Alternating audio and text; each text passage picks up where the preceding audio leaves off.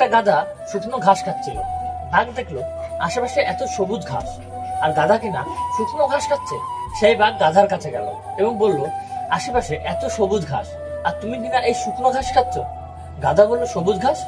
ঘাস তো নীল রঙের হয়। বাঘ বলল, ঘাস সবুজ রঙের হয়। আর গাধা বলল, ঘাস নীল রঙের হয়। এক পর্যায়ে দুজনের মধ্যে তর্ক বিতর্ক শুরু হলো। তারা সিদ্ধান্ত নিল বনের রাজা সিংহর কাছে যাবে এবং এর মীমাংসা করবে। তারা দুজনে গেল সিংহর কাছে এবং সব ঘটনা খুলে বলল। গাধা বলল, রাজামশাই, আমি বলছি ঘাসের রং নীল, কিন্তু বাঘ বলছে ঘাসের রং সবুজ। এখন আপনিই বলুন ঘাসের রং আসলে কি?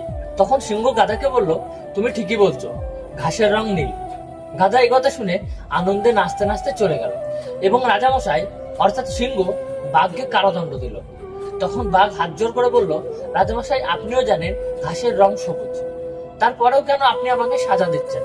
তখন সিংহ বলল, আমি তোমাকে সাজা এই কারণে দিচ্ছি না যে ঘাসের রং নীল কিংবা সবুজ।